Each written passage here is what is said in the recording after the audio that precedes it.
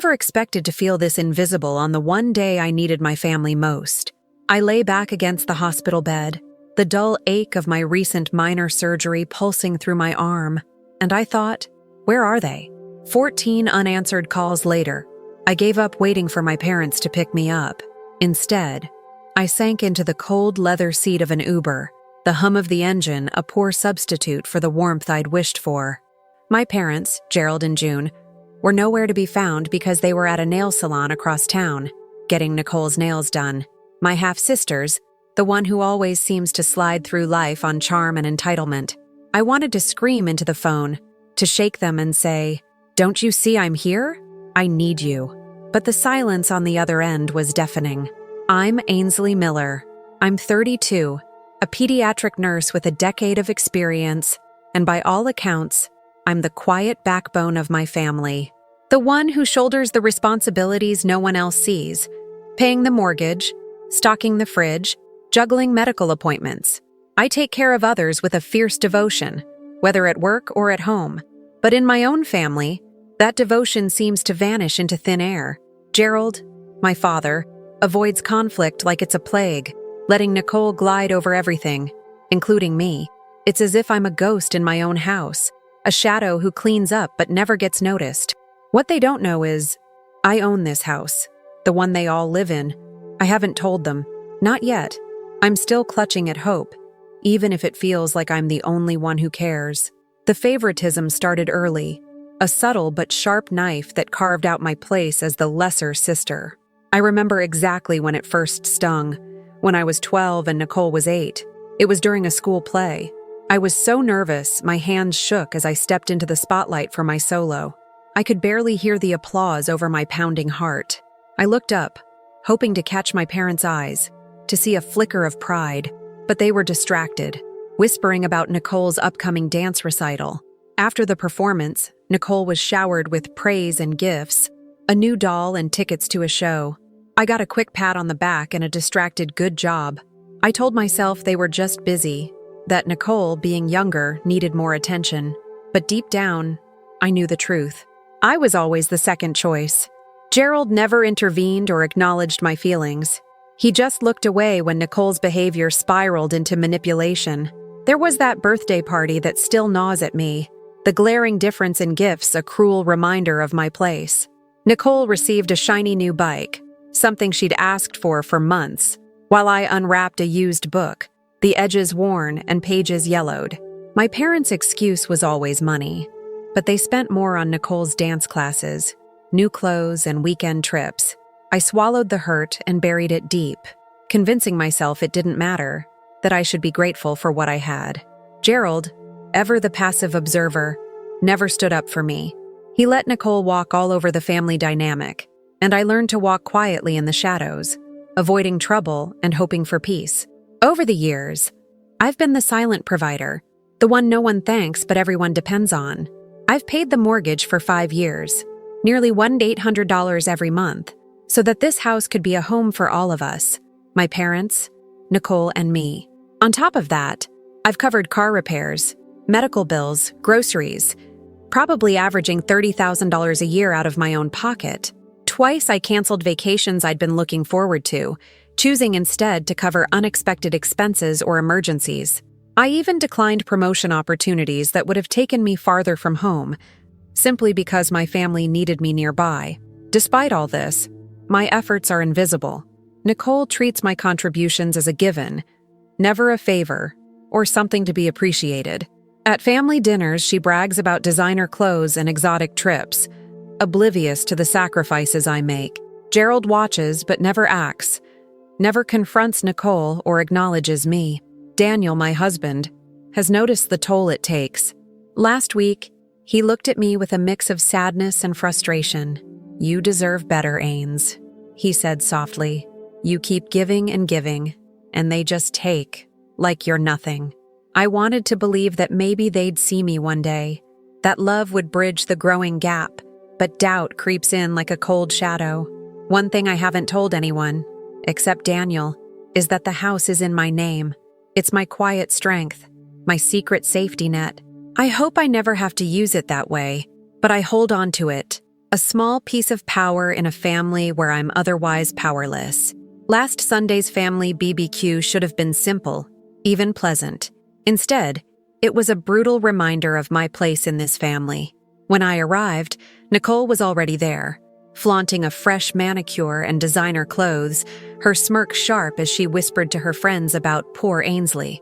I felt their eyes on me, some filled with awkwardness, others with amusement. During dinner, I asked Dad if he could give me a ride home after my surgery next week. Nicole cut in, her voice loud and mocking. Why bother? She always manages somehow. The room went silent. A few chuckled, others looked away. Dad shifted uncomfortably, but said nothing. The words landed like a blow. I froze, the lump in my throat choking me. I wanted to snap back, to defend myself, but all I could do was quietly get up and leave the table. Later, I texted Daniel. They don't see me. I told myself Nicole was stressed, maybe didn't mean it, but the sting lingered. It was the first time I felt truly unwelcome in my own family. When Nicole offered to help with the dishes, I refused, my voice firm. I've got it. A small act of defiance, but a clear message. I wasn't broken yet. Nicole didn't let my small resistance slide. She saw it as a direct challenge and retaliated swiftly. Within days, a quiet storm brewed beneath the surface of family gatherings and phone calls. I started hearing whispers, snippets from relatives who usually stayed neutral. Ainsley's being so difficult lately, one said.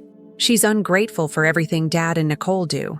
I felt the sting of each word, how they twisted my efforts into something selfish and petty.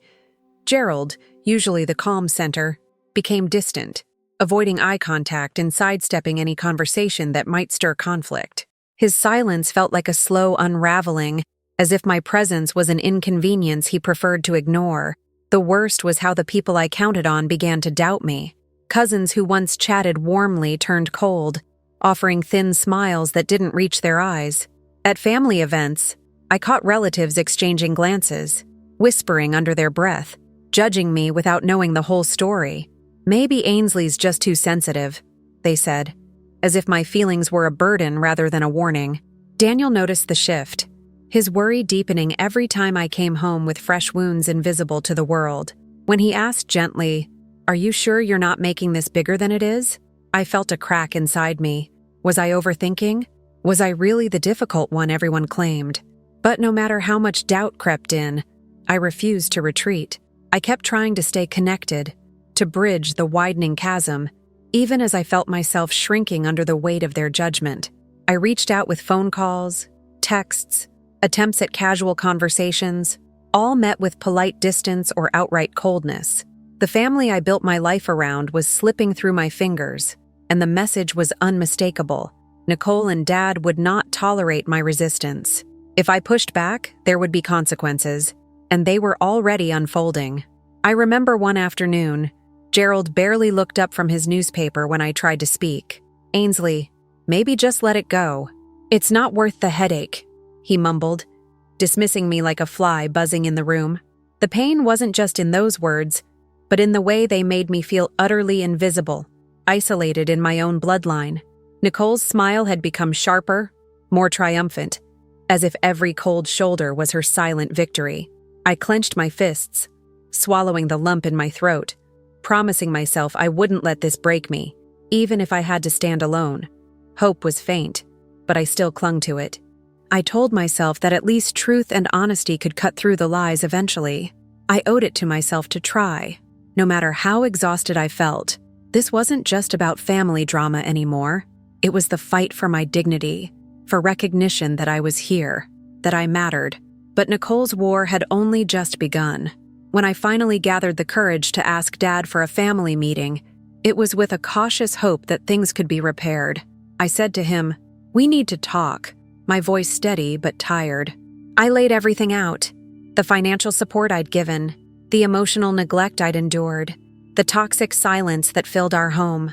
I spoke honestly, hoping he would see the strain I was carrying, that he would understand my need for respect, not praise. Nicole sat nearby, her eyes wide with what looked like hurt, but it was a performance.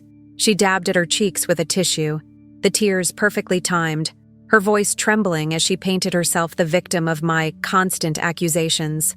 Dad's expression softened toward her, and I felt the room shift against me.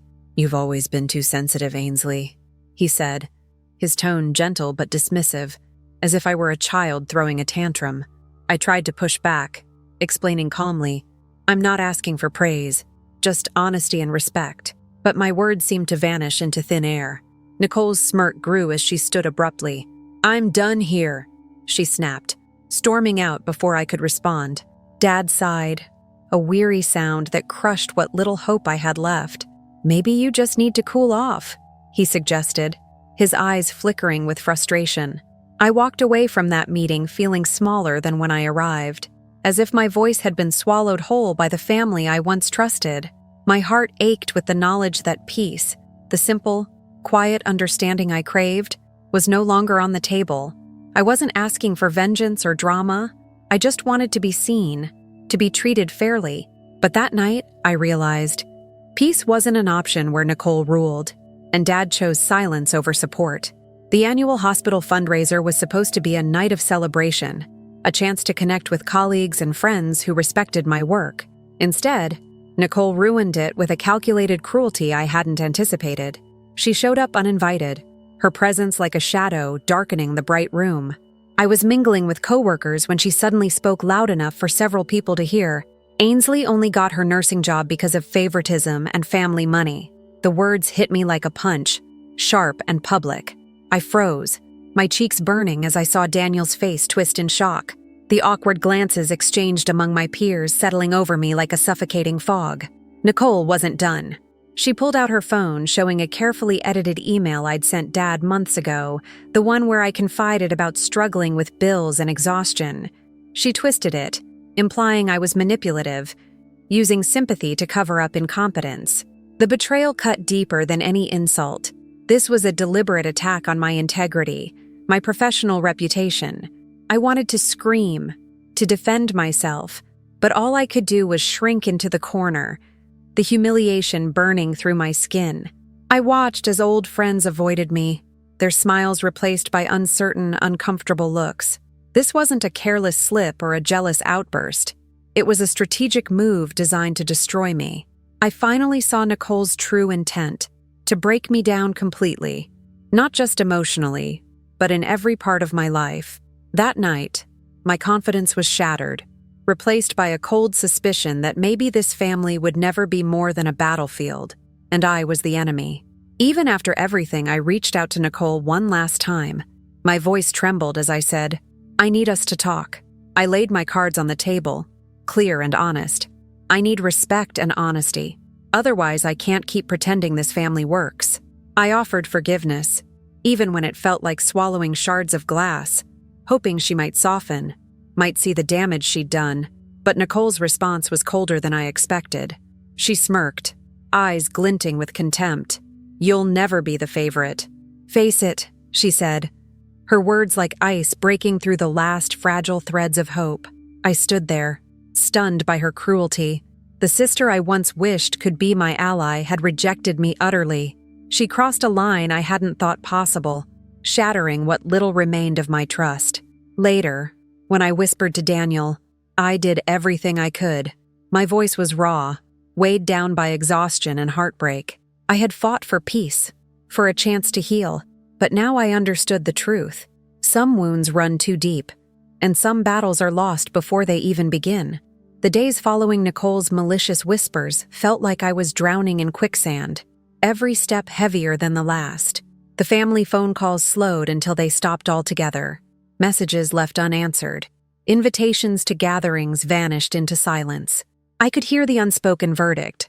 I was unstable, selfish, the troublemaker stirring the pot one too many times. Even Lisa, my older sister, who had once been my refuge, now seemed to sidestep me at family events, her eyes flickering away from mine like she was uncomfortable with the tension that Nicole had poisoned. I caught her once, just once, hesitating to hug me before pulling back, as if she feared being pulled under by the chaos. Daniel's presence was the only thing holding me upright. He held my hand when I felt unseen, whispered that I was not alone, even as the walls closed in. But the gnawing doubt crept in with a cruel persistence. Maybe they were right. Maybe I was overreacting. Maybe I had been too sensitive, too demanding, expecting too much from people who never intended to give. The thoughts gnawed at the edges of my resolve, whispering that I was the problem, the one who couldn't bend or forgive fast enough. The isolation was suffocating, the sting of rejection sharper than any physical pain I'd endured. Still, beneath that exhaustion, a faint ember flickered inside me, a quiet, stubborn resolve refusing to be snuffed out. Something had to change. I couldn't live like this, shrinking under their judgment, pretending I was okay when I was falling apart. I needed to find my footing, to remember who I was beyond their distorted opinions. The spark wasn't ablaze yet, but it was enough to keep me breathing, enough to keep me from giving up entirely. At night, when the house grew silent and shadows stretched long, I caught myself staring out the window, imagining a life not defined by other people's approval, a life where I mattered without needing their validation. The ache of loneliness was still there, raw and unforgiving, but somewhere beneath it, a cold, steady flame of defiance began to grow. I realized I was on my own, and maybe that was the only way I could find the strength to reclaim myself. 3 days after my surgery, I sat alone in the hospital lobby, the harsh fluorescent lights humming overhead, the sterile scent biting at my nostrils. My body was weak, stitches pulling at my side, but the ache in my chest was worse. I waited 6 hours for someone to show up. Anyone. I called Dad 14 times.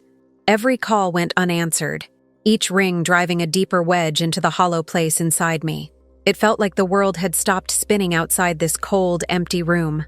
My phone's battery dwindled, and I felt the weight of abandonment settle over me like a suffocating blanket. Later, I found out they had been at a salon, getting Nicole's nails done. I pictured them laughing in the warm, fragrant glow of that place, oblivious to the fact that I was fighting to stay conscious on a hard plastic chair. The betrayal cut deeper than the surgery wounds. This wasn't neglect. This was deliberate. Then came the final blow. Dad had changed the emergency contact on my medical records to Nicole without telling me. I wasn't just forgotten. I had been erased. The house I had kept afloat, the bills I'd paid, the sacrifices I'd made, none of it mattered. In their eyes, I was invisible. Standing there in the sterile corridor, a cold clarity settled over me. The hopeful Ainsley, the one who believed in family, who kept giving until she had nothing left, died that day. Gerald's passive silence wasn't just weakness, it was complicity. He let Nicole's manipulation go unchecked, letting me become the family's secret, the one who paid but was never seen. This wasn't about misunderstanding anymore. It was betrayal, pure and simple. The warmth I had clung to shattered, replaced by a bleak, icy resolve. I would no longer be the silent provider, the invisible victim. Something inside me broke, and in that fracture, I found a clarity as cold and sharp as shattered glass. Alone in my bedroom, the walls closing in with the weight of years I'd buried beneath exhausted smiles, I replayed every moment of sacrifice that had gone unnoticed, every cruel word masked as a joke, every favor taken for granted. The pain was raw, a fierce, burning ache that stripped away the last layers of denial. But beneath it, a new feeling surged. Anger, sharp and focused, like a blade cutting through the fog of my despair.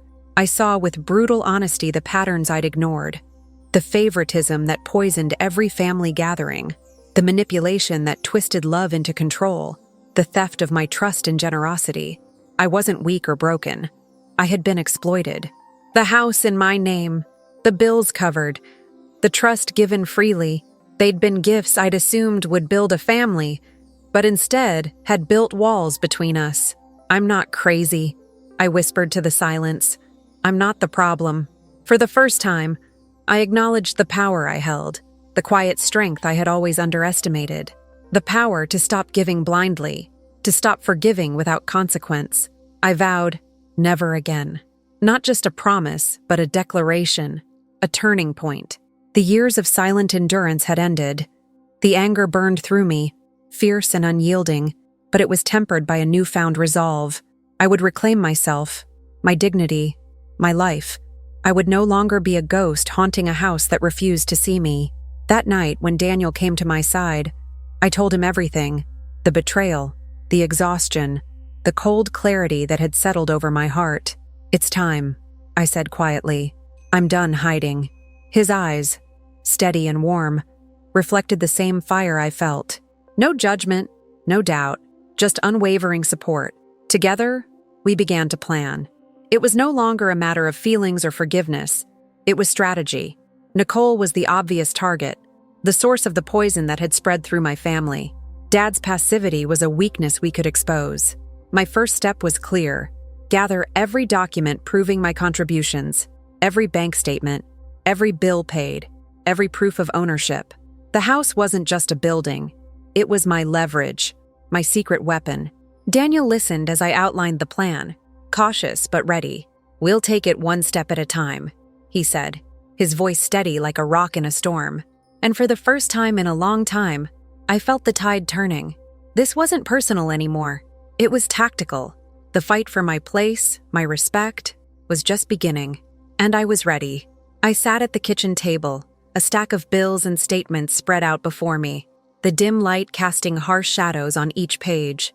It wasn't just numbers anymore. It was the story of years I'd poured into this family without thanks. Mortgage payments I'd covered, utility bills that vanished into the silence, insurance premiums I'd fronted, and medical expenses that had slowly bled my savings dry.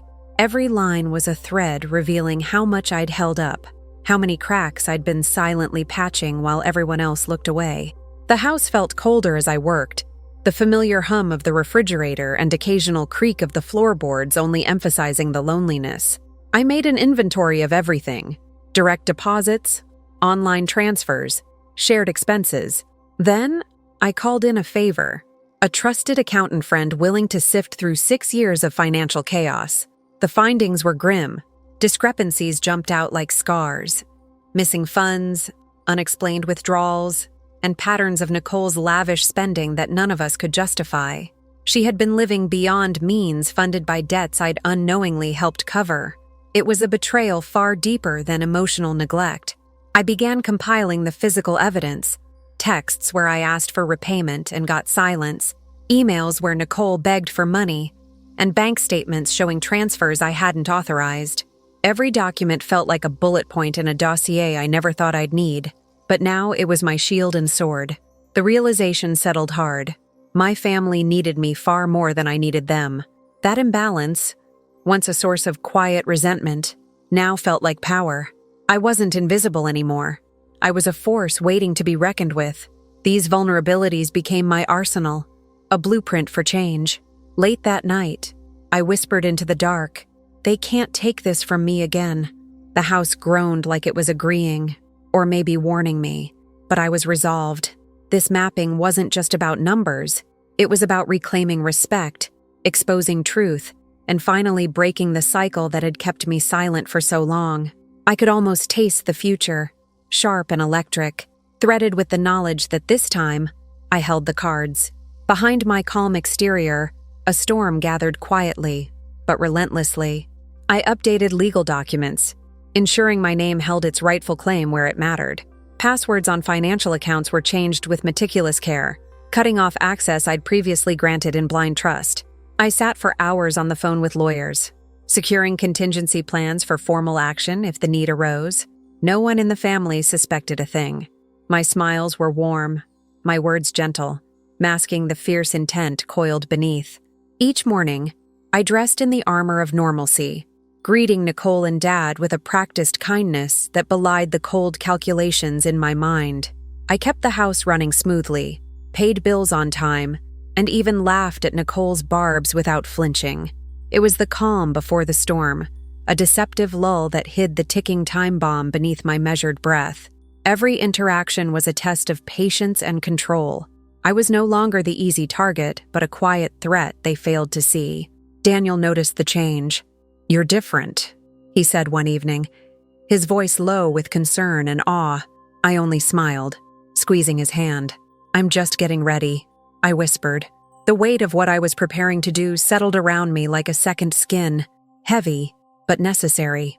The more I secured, the more I felt the scales tip back toward me, the balance finally shifting.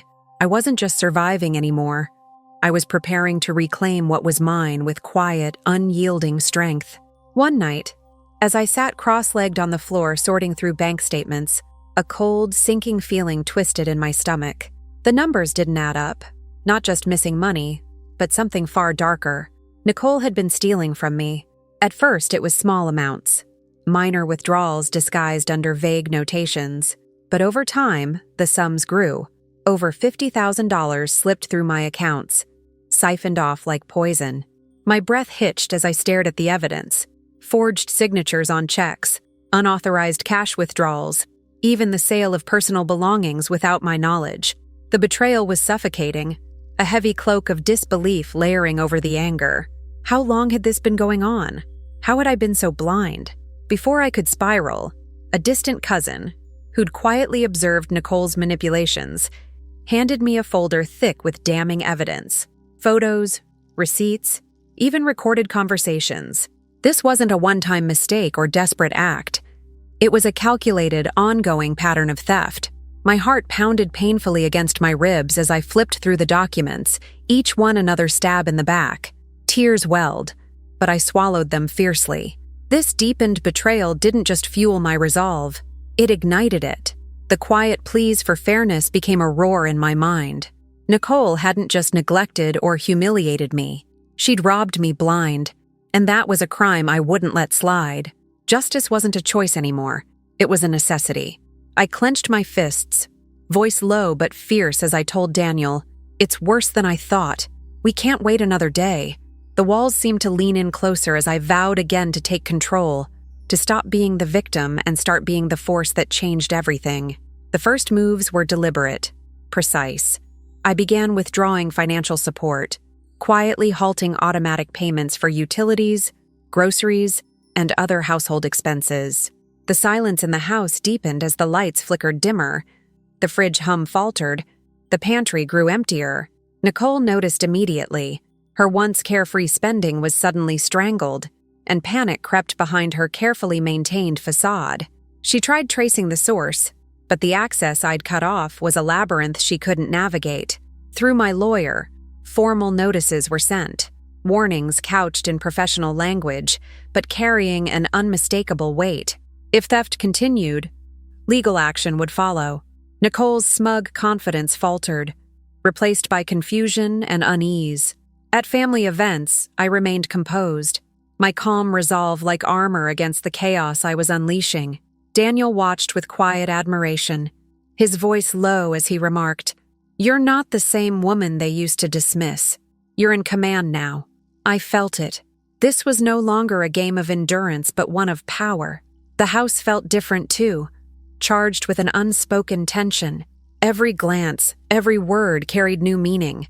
The storm was here, and while the final battle was far from over, the first cracks had appeared. I wasn't just surviving anymore. I was leading the charge, and Nicole was finally facing the consequences she never expected. My voice, once barely a whisper, now carried the weight of years of pain and strength. The game had changed, and I was ready to see it through. The family reunion was supposed to be just another gathering, but I had made up my mind. This was the moment to shatter the silence. The room hummed with casual chatter and clinking glasses, warm light casting soft shadows on familiar faces. I stepped forward, clutching the thick folder of documents that had been my armor for months. The air shifted as I cleared my throat, drawing eyes toward me. "I have proof of who really paid for this house," I said steadily, voice calm but carrying an unmistakable edge, "and that Nicole's been stealing from me for years."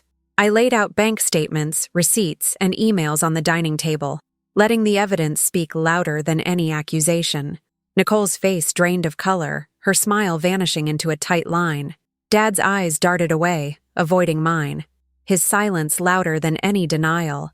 Relatives and old family friends paused their conversations, murmurs fading into a heavy stillness. "This ends now," I declared, the weight of years of quiet suffering finally lifting. "I'm setting new boundaries. No more theft, no more neglect." The room held its breath, stunned by the boldness of my revelation. It wasn't just the facts, It was the shift in power, the reclaiming of my narrative. For too long, Nicole's manipulation had gone unchecked, and Dad's passivity had been complicity. Now, with all eyes on me, I felt the cold clarity of control. My voice didn't waver as I added, "I'm done being invisible. From now on, I am seen, and I am respected." The silence that followed was thick, heavy with disbelief and undeniable truth. Nicole's facade crumbled piece by piece under the weight of what I had revealed. Later, I caught whispers, shocked gasps, the rustle of whispered conversations.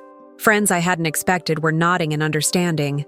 Relatives exchanging looks that said, "We had no idea." I glanced at Dad. His shoulders slumped, the protective bubble around Nicole finally bursting. It wasn't just a family drama anymore. It was a reckoning.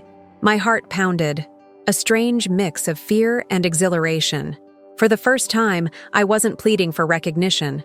I was demanding justice. The house, the money, the years of sacrifice all laid bare. Nicole's reign, built on lies and theft, was over. The air was thick with tension as I took a step back, hands steady despite the storm inside me. No triumphant glee, no bitterness, just the solemn weight of someone who had finally stood up and refused to be pushed down again. "I'm ready to move forward," I said softly, but only on my terms. The room remained mute, the silence a powerful acknowledgement. Nicole's power had slipped through her fingers, and though she tried to mask her panic, the truth was clear. The game had changed, and I held the winning hand. From the moment the revelations hit, the consequences cascaded like a tidal wave. Nicole's credit cards were frozen, her assets under scrutiny, and suddenly the lavish life she'd taken for granted was unraveling. I watched from a distance as she spiraled, frantic texts and desperate calls flooding my phone, each ignored. Her voice, once commanding and confident, now sounded brittle and pleading, a stark contrast to the lies she'd spun for years. The power she wielded so effortlessly had slipped away with a devastating finality. Family members began to see cracks where before there were only polished smiles. Some reached out with hesitant apologies, acknowledging the whispers they'd ignored. I listened quietly, accepting a few, rejecting others, careful not to let old wounds reopen in false hopes. The walls I'd built around myself held firm, no contact until real accountability was shown. This was a boundary, not a punishment, and I guarded it fiercely. The message was clear. Trust was earned, not given freely. The house, once a symbol of my silent sacrifice, now felt like a fortress of clarity and control. I could feel Nicole's carefully curated image shattering, revealing a vulnerable woman clinging to fading power. Her desperation was palpable in the frantic messages I deleted without a second thought. Through it all, I stayed composed, my calm a sharp contrast to her unraveling chaos. This was my victory, not just in exposing the truth, but in protecting myself from the fallout. The family's illusion had cracked, and I stood unbroken at the center of the storm. Nicole's response escalated quickly, thinly veiled threats of legal action, public claims of victimhood, and relentless emotional manipulation. She enlisted allies, painting me as the villain in her narrative, weaving gaslight and guilt into every conversation. But I remained unshaken, fortified by the truth and Daniel's steadfast support. Together, we prepared for every challenge, every curveball she threw. The shadows she tried to cast on me grew faint against the light of my resolve. Some family members, caught between loyalty and truth, came forward with sincere apologies. Their words were messy, tinged with regret and confusion, but I met them with measured grace, accepting some, setting others aside. The fractures in our family's facade deepened, isolating Nicole further. Her influence waned visibly, the careful network of favors and whispers unraveling. The cold distance growing around her was a silent testament to her choices. Despite her tactics, I stayed anchored in reality. Daniel's calm presence was my refuge amid the chaos, a reminder that I was no longer alone in this fight. Nicole's desperation, once a terrifying force, now seemed like echoes fading into emptiness. I was no longer reacting but leading, steering my life away from the shadows she'd cast. Isolation crept over Nicole like a slow poison, And though she resisted fiercely, the cracks in her empire grew too wide to ignore.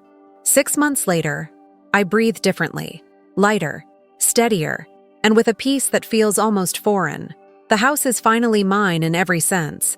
The boundaries I set no longer fragile lines, but firm walls of protection. Daniel and I have built a life together that thrives on honesty and respect. A sanctuary where I am seen and valued for who I am, not just what I provide. The weight of years spent in silence has lifted, replaced by a quiet strength I never knew I possessed. Family contact exists, but on my terms, limited, respectful, and free of the old manipulations. Nicole, now permanently estranged from the trust she once abused, faces the consequences of her actions alone. I don't revel in her downfall. Instead, I focus on the freedom I've claimed. Reflecting on this journey, I realize my worth isn't tied to their approval or their version of family. It's rooted in my own resilience and dignity. No longer a ghost in my own home, I stand firmly in the light of my own making. The ache of betrayal still lingers, but it's tempered by the knowledge that I am not defined by their choices. I am free, finally and irrevocably free. And in that freedom, I find hope, not in fairy tale reconciliations, but in the quiet power of self-possession and the promise of a future built on my own terms.